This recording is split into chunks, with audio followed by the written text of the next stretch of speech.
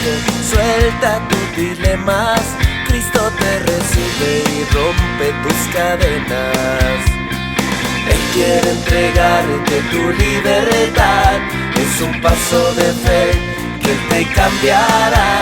Con su brazo de amor te quiere abrazar. Estás en el mejor lugar. Hola, ¿qué tal mis amados hermanos en Cristo Jesús? Que el Señor les bendiga grande y poderosamente en esta mañana. Les damos la bienvenida a todos aquellos los que se conectan a nuestra transmisión en vivo, aquellos que irán conectándose poco a poco en el transcurso de la semana, ¿por qué no el año que viene? Pero a todos los que irán conociendo de la palabra del Señor a través de estos mensajes que grabamos para ustedes. Gracias por permitirnos entrar hasta sus hogares con esta palabra que el Señor trae para este día. Vamos a ponernos en actitud de oración y en disposición de recibir nuestro mensaje para el día de hoy. La palabra del Señor dice en 2 de Timoteo capítulo 4 y el versículo 16 al 18: En mi primera defensa ninguno estuvo a mi lado, sino que todos me desampararon. No les sea tomado en cuenta. Pero el Señor estuvo a mi lado y me dio fuerzas para que por mí fuese cumplida la predicación y que todos los gentiles oyesen. Así fui librado de la boca del león, y el Señor me librará de toda obra mala y me preservará para su reino celestial. A Él sea la gloria por los siglos de los siglos. Amén. Vamos a cerrar nuestros ojos y vamos a identificarnos con este texto. Y no sé si estás hoy solo, no sé si te han abandonado, no sé si sientes que nadie está a tu lado, no sé si se siente como que todos te desampararon, pero vamos a decirle al Señor: Señor, no les tomes en cuenta esto, porque yo entiendo, Señor, que tú estás conmigo, que tú estás a mi lado, que tú me das fuerzas para que yo cumpla el propósito que tienes para mi vida, que tú me das fuerzas para seguir adelante. Que tú me ayudes, Señor, a perseverar en medio de la adversidad, en medio del dolor, en medio del sufrimiento. Pero sobre todo, Señor, reconocer que tú me libras de toda obra mala, que tú me preservas, como que me cuidas para tu reino celestial. Y por eso, Señor, venimos en esta mañana a darte a ti toda la honra, toda la gloria y todo el honor. Y a reconocer que aunque tenemos dificultades y que aunque tenemos vicisitudes en la vida, tú, Señor, eres quien nos ayuda a perseverar en medio de adversidades, en medio de enfermedades y en medio de situaciones difíciles. Gracias, Señor. Hoy queremos aferrarnos de tu mano. Y hoy queremos, Señor, aprender cómo sobrellevar nuestras adversidades, cómo pasar a perseverar en medio de nuestras dificultades. Enséñanos, Padre Santo, a caminar contigo, a aferrarnos de tu mano y a confiar en ti, en el nombre poderoso de Jesús. Amén. Bien, hoy les traje un mensaje especial que he titulado Persevera en la adversidad.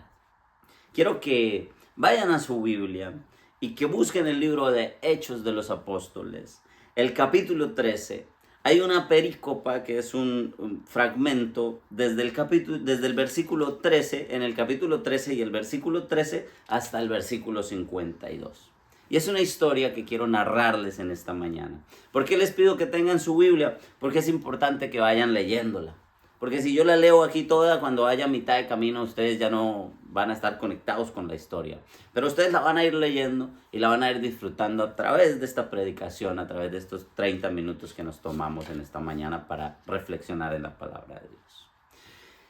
Les cuento lo que habla este texto en términos generales. Pablo y sus compañeros Bernabé y Juan Marcos están en su primer viaje misionero. Están empezando a cumplir de alguna manera el propósito para el cual fueron llamados y organizándose. Están haciendo una iglesia, están haciendo un ministerio. Está comenzando a enfocarse de alguna manera el llamado en estos varones. Pero en el versículo 13 Juan Marcos abandona la misión. Juan Marcos dice: no, yo me voy por otro lado. Esto más adelante va a causar división. Esto más adelante va a causar roces en medio de ellos. Y estamos hablando de los discípulos, estamos hablando de personas buenas, no estamos hablando de gente sin Dios. Pero que de alguna manera esas decisiones tensionantes siempre se dan, aún en medio de las personas que amamos, ¿verdad? Aún en medio de personas buenas, aún en medio de la iglesia, ¿no? Llegan a Antioquía de Pisidia y, como era costumbre, pues le piden a Pablo que predique en la sinagoga, porque eran hombres de Dios, con mucho denuedo, con mucha habilidad para hablar del evangelio. Y entonces, a pesar de la tristeza, de la nostalgia, de la incomodidad por la deserción de Juan Marcos, porque Juan Marcos se fue y no los quiso acompañar, estos hombres llegan convencidos de que tienen un propósito, de que tienen una misión por cumplir, de que tienen que hablarle a estas personas de Dios, de que tienen que hablarle a las personas de unidad. No sé cuál sea tu situación o tu condición en este momento. Es difícil muchas veces levantarnos a hablar de restauración financiera cuando todavía debemos plata. Es difícil levantarnos a hablar de salud cuando todavía estamos enfermos. Es difícil levantarnos a testificar de un matrimonio restaurado cuando de pronto estamos peleando con la esposa. Es difícil hablar de restauración completa en nuestro hogar cuando de pronto nuestro hijo nos odia o cuando de pronto nuestro hijo está en malos pasos. Y oramos por él y decimos, no, me siento indigno. Pues estos hombres, a pesar de sus dificultades, se paraban en la sinagoga a decir, hey, tenemos que aferrarnos al propósito de Dios. Y tenemos que aferrarnos a lo que Dios tiene para nosotros. Y tenemos que perseverar aún en medio de las vicisitudes de la vida. Llegan a Antioquía y Pablo es invitado a hablar en la sinagoga. Y el sermón de Pablo se enfoca en resumir toda la historia de la redención, desde Abraham hasta Jesús. Y él enfatiza que Jesús es el cumplimiento de las promesas de Israel. Y es uno de los estudios bíblicos más completos, es una prédica de esas impactantes evangelísticas que nos muestra a Jesús como nuestro único camino, como nuestra única salida para la resolución de nuestros conflictos y para la restauración de nuestras vidas. Nos presenta el apóstol Pablo en esta predicación que hace en Pisidia a Jesús como nuestra única alternativa de cambio. Es un sermón evangelístico poderoso. Y el apóstol Pablo se basa en varios textos del Antiguo Testamento para hablarles de que Jesús es el cumplimiento de las profecías.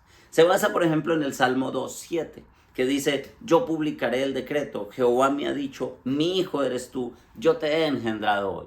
Y les dice, el Jesús al que ustedes crucificaron, al que los judíos crucificaron, o al Jesús al que crucificaron hace algunos meses, es el cumplimiento de la profecía. Es el Hijo de Dios. Es el único a través del cual vamos a tener restauración, porque es del que estaba hablando David. David no estaba hablando de sí mismo. David estaba hablando de una profecía que se iba a cumplir a través de Jesucristo.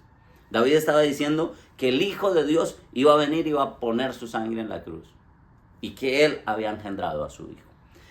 Usó a Isaías capítulo 55 y versículo 3. Isaías dice, inclinad vuestro oído y venid a mí. Oíd y vivirá vuestra alma. Y haré con vosotros pacto eterno, las misericordias firmes de David. Les está diciendo, hey, Jesucristo es el cumplimiento de esa promesa de la misericordia de Dios, de la misericordia firme de David. De la descendencia de David vino Jesús. Y vino Jesús a morir en la cruz por nuestros pecados. Y si nosotros nos acogemos a esa promesa, al cumplimiento de esa promesa, vamos a tener salvación a través de él. Usa el Salmo 16, ahí mismo en esa predicación en Pisidia, y les dice que ciertamente David vio corrupción, que ciertamente David murió y fue sepultado con sus padres, que ciertamente David fue al sepulcro, pero que David escribió en el Salmo 16, porque no dejarás mi alma en el Seol, ni permitirás que tu santo vea corrupción. Y él les está diciendo, el que sí resucitó de entre los muertos hace unos días, fue Jesús. Lo crucificaron, lo colgaron en el madero, lo azotaron, lo golpearon, lo escupieron, lo vituperaron y lo mataron. Y efectivamente lo mataron y lo pusieron en un sepulcro. Pero al tercer día él resucitó de entre los muertos.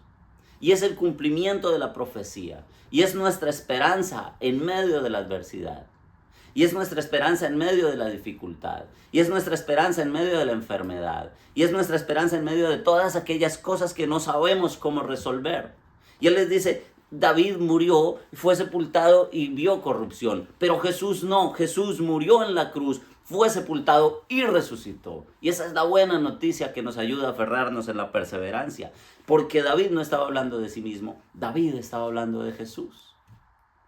Y entonces Pablo les muestra con todo este contenido que está en la Torá, que Jesús es el cumplimiento de la promesa. Y les pone una decisión final, que es lo que hemos hecho en el transcurso del crecimiento de este ministerio. Predicar que Jesús es nuestro Salvador. Predicar que solo a través de Él hay salvación, que solo a través de Él hay perdón de pecados. Y el apóstol Pablo, ahí en el capítulo 13 del libro de Hechos y el versículo 38 al 41 les dice lo siguiente.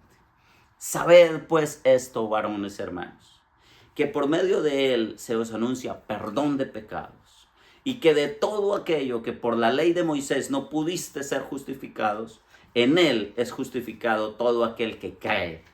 Mirad pues, que no venga sobre vosotros lo que está dicho en los profetas. Él les presenta a Jesús y les pone a tomar una decisión. Él les presenta a Jesús y les presenta a Jesús como la única salida. Les presenta a Jesús como el único que puede cumplir la profecía de Moisés, como el único que puede justificar al hombre, como el único que puede restaurar su casa, su familia, su vida, como el único que puede traer sanidad. Y les da una posibilidad de que miren que no venga sobre ustedes lo que está dicho en los profetas y que rechacen al Mesías. Que miren y tengan cuidado de no estar rechazando la libertad, la restauración, de no estar rechazando la justificación, de no estar rechazando el perdón de pecados y tratar tal vez de escalar una montaña por nosotros mismos. Eso es lo que el apóstol Pablo les presenta.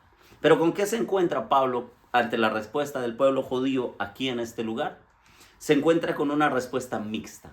Los gentiles creen, los gentiles se apasionan, los gentiles les arde su corazón porque ven en Cristo una esperanza viva para ellos. Pero los judíos o los líderes judíos se llenan de envidia. Los líderes judíos rechazan y desprecian el evangelio que Pablo viene a predicar y Bernabé.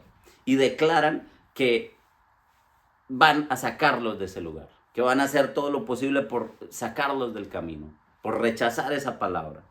Y ellos, Pablo y Bernabé, terminan siendo expulsados de ahí. Pero este texto nos muestra que aunque ellos terminan siendo expulsados, ellos son llenos del Espíritu Santo, llenos de felicidad, llenos de plenitud, llenos de alegría. Porque les piden que a los 8 días vayan a predicar lo mismo, o que vayan y les hablen de Jesús. Y a los 8 días estaba esa sinagoga llena de gente, con gente en los árboles, en las casas, de alrededor. Y era tal la multitud que el pueblo judío se llenó de envidia, se llenó de rabia y dijeron, saquémoslos de aquí. Saquémoslos de aquí porque esto no es de Dios. ¿Cómo estamos nosotros recibiendo el mensaje de que Jesús es nuestra única alternativa? ¿Cómo estamos recibiendo nosotros el mensaje de que en Jesús hay salvación? Este texto, después de este pequeño resumen, nos muestra ciertas cosas importantes que yo quiero que tengamos en cuenta hoy. Sé que la introducción fue larga, pero es que el texto es muy rico. Primero, la misión no se detiene porque alguien deserte de la misión. Lo vimos al principio. Juan Marcos abandona la misión y Juan Marcos los deja solos. Pero la misión no se detiene porque alguien se baje del barco. Las personas te van a fallar. Las personas te van a herir. Las personas te van a abandonar. Las personas te van a dejar solo en el momento en el que más lo necesitas. En el momento de mayor dificultad. Tal vez en el tiempo de enfermedad las personas te van a abandonar. Tal vez nadie ha ido a visitarte a esa cama de hospital y eso te frustra. Porque tú diste mucho por algunas personas, como para que no lleguen en el momento en el que más lo necesitas. Pero no hay de qué preocuparnos, porque en Jesús hay plenitud. Porque Él es el único que no te va a abandonar nunca. Y porque Él está en control de cada situación. Pero sobre todo porque Él conoce ese sentimiento de abandono. Él conoce ese sufrimiento, ese dolor que hay en el corazón. Porque cuando lo arrestaron, en Mateo 26 y el versículo 56, en aquella hora, dijo Jesús a la gente, como contra un ladrón habéis salido con espadas y con palos para prenderme. Cada día me sentaba con ustedes, les enseñaba en el templo y ustedes nunca me prendieron. Mas todo esto sucede para que se cumplan las escrituras de los profetas. Y luego dice que entonces todos los discípulos, dejándole, huyeron, se fueron, en el momento de mayor dificultad. En el momento en el que Jesús está reclamando, hey, todo el tiempo estuve aquí, ¿por qué no me aprendieron antes? Bueno, para que se cumplan las escrituras esto tiene que ser así. Pero aún los que dijeron, yo no te abandonaré, yo no te dejaré, yo iré contigo hasta el final, ahí lo abandonaron. Y se siente feo, y es doloroso, y es triste. Y cuando no puedes pagar tal vez, pero te sientes abandonado por todos. O cuando no puedes definitivamente cumplir con el compromiso, pero ahí todos se van. O cuando no puedes levantarte de la cama porque el dolor no te lo permite, pero todos se van y te dejan. O de repente cuando te pusiste más gordito y se fueron también por eso. O de repente cuando vinieron los años, después de entregar los mejores años de tu vida, también te quedaste solo o te quedaste sola. Pero el Señor conoce ese dolor, porque Él se hizo como uno de nosotros para entender nuestra frustración, para entender nuestro desánimo que produce el abandono. Segunda de Timoteo capítulo 4, versículo 17, que es la corona de esta predicación, el versículo principal que usé para esta predicación. El apóstol Pablo dice, pero el Señor estuvo a mi lado y me dio fuerzas para que por mí fuese cumplida la predicación. El Señor está a tu lado. No importa cuántos se han ido de allí. Porque cuando el negocio fracasa, todos se van. Mientras el negocio parece próspero, todos están ahí, son tus mejores amigos. Pero cuando el negocio fracasa, se van. Mientras estás tal vez gastando cervecita y trago, todos están ahí, son tus amigos. Pero cuando la depresión viene, todos se van y te abandonan. Cuando la enfermedad viene, todos se van y te abandonan. Pero eso no detiene el propósito que Dios tiene para ti.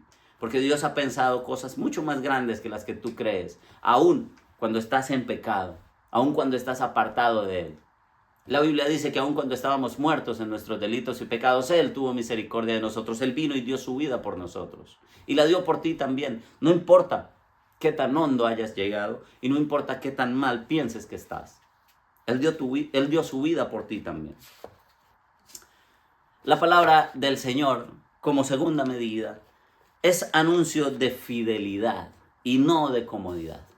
Muchos creemos que al llegar a Cristo entonces ya se solucionaron nuestros problemas. Entonces ya no hay más abandono, ya no hay más llanto, ya no hay más dolor, ya no hay más tristeza. Él promete eso arriba en la gloria celestial. Pero en el mundo Él dice que tendremos aflicción. En el mundo Él dice que tenemos que aferrarnos con compromiso y con convicción, aún a través de las adversidades, porque es Él quien nos ayuda a perseverar en medio de la adversidad. Pablo entra a predicar en un territorio hostil, en un territorio desconocido, a un territorio al que nadie había llevado esta palabra. Por eso los gentiles se asombraron y creyeron, pero también por eso los judíos se levantaron contra ellos y lo expulsaron. Y una expulsión judía no era algo sencillo de sobrellevar. Era algo peligroso, era algo riesgoso. Los hubieran podido poner en un cepo y haberles cortado la cabeza. Pero a pesar de todo, Él presenta a Jesús como el cumplimiento de la promesa. Él va y cumple el propósito de la predicación. La palabra de Dios no dice por ninguna parte que seremos alabados, halagados y bendecidos y glorificados en esta tierra. Y que nos van a hacer altares por aquí y por allá. No. Ni que Dios nos guarde, que Dios no quiera que lo hagan. Porque la palabra de Dios dice en Mateo 10:22, y seréis aborrecidos de todos por causa de mi nombre. Mas el que persevere hasta el fin, este será salvo. Y no sé si estás dando ese primer paso de ir a la iglesia, ese primer paso de escuchar la palabra de Dios, ese primer paso de confrontarte frente a tus creencias. Y todos están diciéndote, hey, no vayas por allá, ¿cómo se le ocurre? Mire que eso es del diablo, mire que no sé qué. Todos en algún momento hemos vivido ese rechazo. Todos en algún momento hemos vivido que por causa del nombre de Jesús nos han aborrecido. Ya no somos bienvenidos en ciertos lugares. Qué pereza hablar con ese tipo que solo habla de que Jesús es bueno y de que Jesús restaura. Porque como dijo Jesús mismo, no sea que que escuchen mi palabra, que escuchen mi voz y yo venga y los sane. No sea que yo los sane y les cambie y les transforme la vida. La palabra del Señor nos reta a que nosotros atravesemos la dificultad, a que atravesemos a Pisidia, a que vayamos allá donde nos van a despreciar, de allá de donde nos van a sacar, y les digamos que en Jesús hay salvación, que en Jesús hay restauración, que en Jesús hay perdón de pecados y que en Jesús hay una vida nueva. ¿Y se va a levantar oposición? Por supuesto, porque como tercera medida, la oposición confirma la eficacia del mensaje. La oposición confirma que este mensaje es verdadero. La oposición confirma que estamos hablando la verdad. Cuando se levantan contra nosotros, eso confirma que estamos sirviéndole al Señor. Porque eso es lo que profetiza la Biblia. No que vamos a estar cómodos en el sofá de la casa tomando micheladas. Lo que dice la palabra de Dios es que vamos a tener oposición. Cuando nosotros optamos por seguir al Señor y hacer lo correcto, se levanta todo tipo de oposición en el plano espiritual, en el plano material. La vecina que nunca tenía nada que ver contigo, ahora sí tiene que ver. Ahora sí viene y te busca para hacerte la guerra o para hacerte la vida imposible, o peor aún, para seducirte y llevarte por el mal camino y hacerte fallar como esposo. Aquello que parecía que nunca iba a tocar a tu puerta comienza a llegar por un lado o por otro. Sobre todo cuando el mensaje está siendo efectivo. Sobre todo cuando el mensaje está siendo eficaz. Pero ¿qué es lo que dice Filipenses 1, versículos 29 y 30? En la traducción al lenguaje actual dice: Dios les ha dado a ustedes el privilegio de confiar en Cristo y también de sufrir por Él. Así que tendrán los mismos problemas que yo he tenido y ya saben muy bien lo que he sufrido y estoy sufriendo. Es lo que el apóstol Pablo le dice a los filipenses.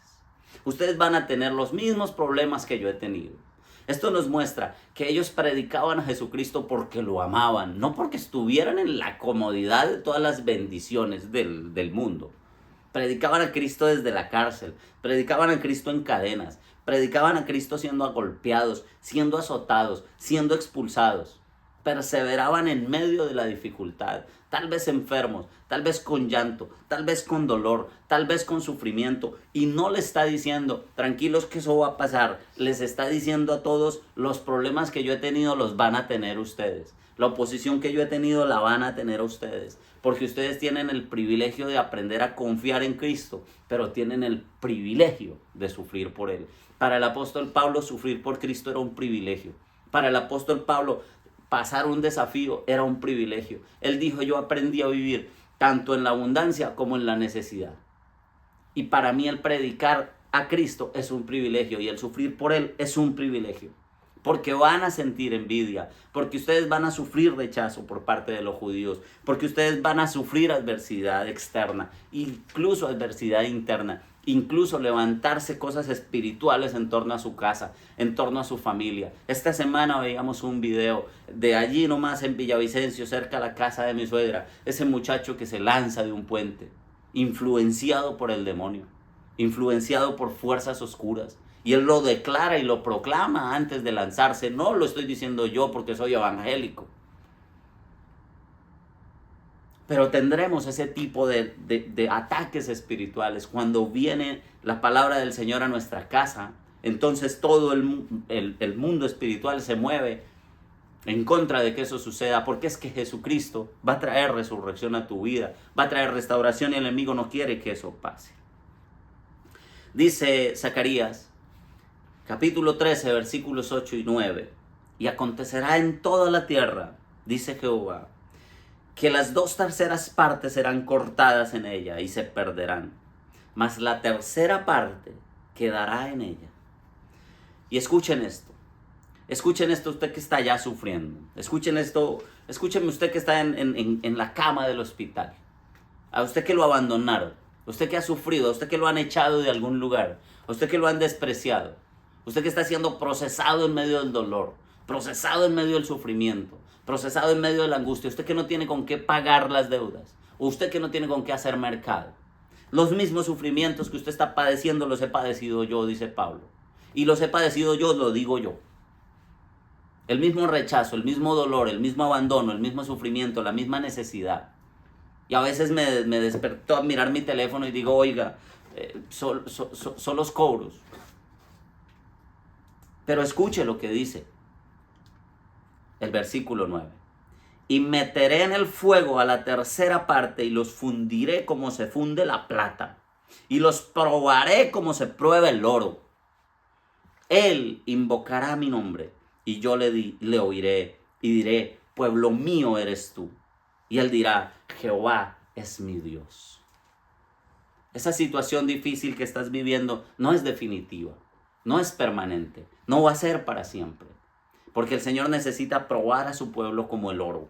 Y el Señor necesita que cuando usted invoque el nombre del Señor, realmente lo haga con todo el corazón. De tal manera que se sacudan los cimientos del cielo. Y el Señor te conteste desde allá, tú eres mi pueblo, tú eres mi hijo. Y yo soy tu Dios. Esa perseverancia como cuarta medida abre puertas nuevas. Eso trae nuevos cambios a tu vida. Eso trae nuevos escenarios a tu vida. Harás algo más, dice Isaías 49:6. Harás algo más que devolverme al pueblo de Israel. Yo te haré luz para los gentiles y llevarás mi salvación a los confines de la tierra. Esa situación difícil que estás viviendo es algo más grande de lo que te imaginas. Esa situación de abandono, esa situación de tristeza, de angustia, de soledad, esa situación de frustración, esa adversidad que estás atravesando es mucho más grande de lo que te imaginas. El propósito que Dios tiene detrás de eso es mucho mayor de lo que te imaginas. Tú no solo vas a devolverme al pueblo de Israel, dice, sino que yo te haré luz para los gentiles y llevarás mi salvación a los confines de la tierra. Ese es un encargo de peso. Ese es un encargo que se necesita fortaleza de carácter para llevar. Ese es un encargo que es mucho más grande que tu dificultad, que tu adversidad. Porque por último, el gozo del Espíritu Santo es más fuerte que el rechazo, es más fuerte que la adversidad. Fueron expulsados de allí y sacudieron el polvo de sus pies. Y el sacudir el polvo de sus pies era un acto cargado de simbolismo que representaba un gesto de juicio, un corte de comunión, una advertencia profética. Y se fueron llenos de gozo, porque le dijeron a los judíos, ustedes han rechazado al Mesías, pues la salvación viene para los gentiles. La salvación viene para los que no se cansan de hacer el bien. Sufrieron rechazo, sufrieron abandono, frustración, tristeza, impotencia. Pero el gozo que el Espíritu Santo nos da cuando nosotros cumplimos la misión a cabalidad y lo que se nos fue encomendado es mucho, mucho, mucho mayor. Y es mucho más impactante y es mucho más importante. No sé si en esta mañana sientes que has sido abandonada por un compañero en la fe, en el ministerio, en la misión. Tal vez tu esposa, tu esposo, tus hijos te abandonaron. Tal vez te enfrentas a oposición al compartir lo que crees, al hacer lo correcto, al optar por seguir a Cristo. Allá en el trabajo se burlan de ti porque no participas de las conversaciones obscenas. O simplemente has tomado una decisión de llevar una vida nueva y todos se levantan a recordarte lo malo que eres o a recordarte que todavía eres un tipo fallado, eres inexperto. Recuerda que el rechazo es parte del camino. El rechazo es parte de la formación del carácter, de la refinación que Dios está haciendo. ¿Estás en una etapa de transición o sientes que aparentemente ya no hay más camino para recorrer? Que tal vez quedaste ahí tirado, estancado y que ya no hay más para dónde agarrar. Pues en medio de todas esas circunstancias, el gozo y la plenitud del Espíritu Santo siguen siendo una realidad para ti y el tuyo. Dice Romanos 8:35, ¿acaso hay algo que pueda separarnos del amor de Cristo? ¿Será que Él ya no nos ama si tenemos problemas o aflicciones? Si somos perseguidos o pasamos hambre o estamos en la miseria o en peligro o bajo amenaza de muerte. No, en ninguna manera, nada podrá separarnos del amor de Dios, dice Romanos. Y yo le invito a que cierre sus ojos y se apersone de estas palabras y las tome para ti, para tu casa, para tu familia. Las pongas en tu corazón y comiences a perseguir ese propósito, porque nada podrá separarnos del amor de Dios. Porque dice su palabra, por tu causa nos matan cada día, nos tratan como ovejas en el matadero, Pero claro que no. A pesar de todas estas cosas, nuestra victoria es absoluta por medio de Cristo, quien nos amó primero. Y coloca estas palabras en tu corazón y hoy levanta tus manos y ponte en actitud de adoración. Y dile al Señor: Señor, a pesar de mi adversidad, Señor, a pesar de mi dificultad, a pesar de mi diagnóstico médico, a pesar, Señor, de mi accidente, a pesar de que tal vez parece que nunca más podré volver a caminar por la senda del bien, o a pesar de que tal vez nunca más volveré a caminar por esos caminos que recorría antes, bajo amenaza de muerte, a pesar de que no podré llegar a mi casa, o a pesar de que no podré ver más a mi madre o a mi padre, o a pesar de que no podré, no sé, pon esa situación que estás viviendo. Estoy convencido, Señor, de que nada podrá jamás separarme del amor que tú me tienes. Ni la muerte, ni la vida, ni ángeles, ni demonios, ni nuestros temores, ni nuestras preocupaciones de mañana, ni siquiera los poderes del infierno pueden separarnos del amor de Dios. Ningún poder en las alturas, ni en las profundidades. De hecho, nada en toda la creación podrá jamás separarnos del amor de Dios, que está revelado en tu Hijo Jesucristo. Señor, yo te pido que seas tú confrontando mi vida y que seas tú confirmando mi corazón en esta promesa, porque estoy seguro de que ninguna adversidad que yo viva podrá separarme de tu amor y de tu bondad, que es en Cristo Jesús. Amén.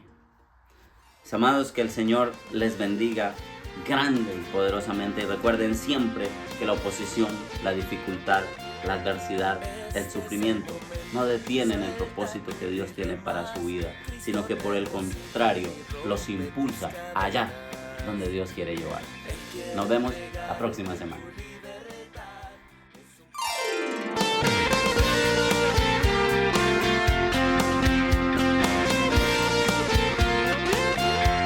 Este es el momento, suelta tus dilemas.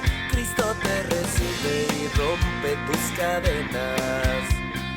Él quiere entregarte tu libertad. Es un paso de fe que Él te cambiará. Con su brazo de amor te quiere abrazar.